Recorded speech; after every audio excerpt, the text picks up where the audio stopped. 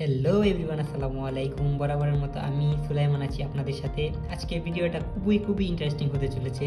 আমার আজকের video topic হচ্ছে আইপি অ্যাড্রেস।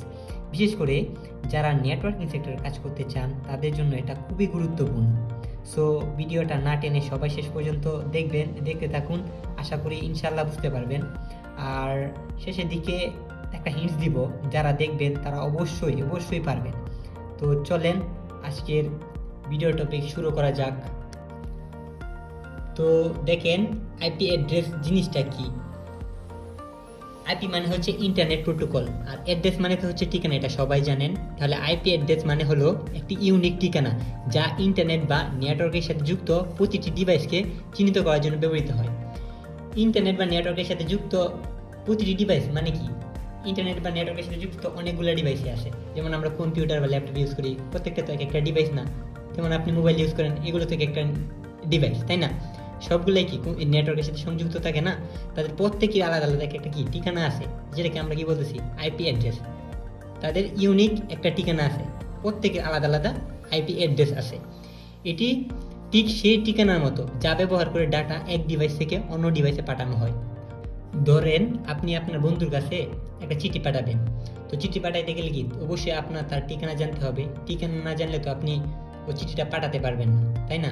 তদ্রূপ একটা কম্পিউটার যখন একটা কম্পিউটারের মধ্যে কি ডাটা পাঠায়, তখন সে কি করে আইপি অ্যাড্রেসের মাধ্যমে এক ডিভাইস থেকে অন্য ডিভাইসে কি ডাটা প্রেরণ করে।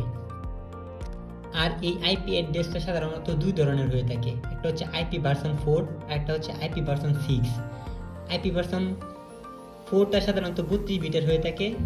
বর্তমানে প্রায় 4.3 বিলিয়নেরও বেশি আইপি অ্যাড্রেস ব্যবহৃত হয়। হ্যাঁ, তো প্রযুক্তি পর্যাপ্ততা বৃদ্ধির কারণে বর্তমানে আইপি ভার্সন 6 ব্যবহৃত হচ্ছে খুবই বেশি, যেটা সাধারণত আইএসপি কোম্পানিগুলো ব্যবহার করে। এটা সাধারণত 128 বিটের হয়, যে 16টা অক্টেটে বিভক্ত থাকে 8টি বিট করে।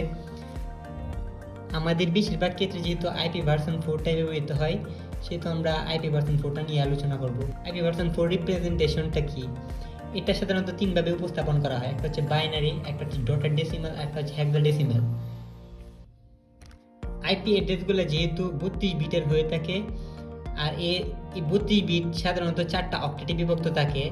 প্রতিটি অক্টেটে 8টি করে বিট থাকে। এই যে এখানে ধরেন 4টা স্লট। বাইনারি সাধারণত 0 এবং 1কে বুঝে। এটা একটা আইপি অ্যাড্রেস, হ্যাঁ, এটা বাইনারি ফরম্যাটে আসে।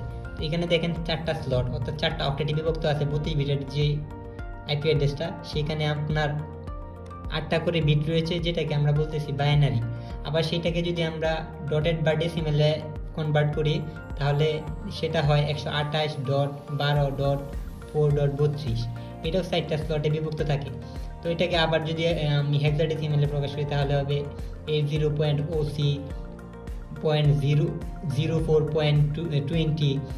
সি জিনিসটা কি? সাধারণত আমার আইপি অ্যাড্রেসের ক্ষেত্রে 10 রে এ দ্বারা প্রকাশ করা হয়, 11 রে বি, 12 রে সি, 13 রে ডি দ্বারা প্রকাশ করা হয়। ওই সংখ্যা থেকে এ বি সি ডি আসছে আর কি। হেক্সাডেসিমালের ক্ষেত্রে ওই সংখ্যাগুলো অক্ষরগুলো ব্যবহৃত হয় আর কি। সাধারণত এভাবে আইপি অ্যাড্রেসগুলো উপস্থাপন করা হয় বিভিন্ন ডিভাইসে। এইভাবে এই 3টা ফরম্যাটই থাকে। এখন আপনারা যারা বাইনারি থেকে ডটেড ডেসিমেলে কনভার্ট করতে পারেন না, আবার ডেসিমেল থেকে হেক্সাডেসিমেলে কনভার্ট করতে পারেন না, তাদের জন্য আসলে এটা আসলে বেসিক জিনিস। এগুলো যদি না বুঝেন তাহলে তো আর কিছু করার নাই।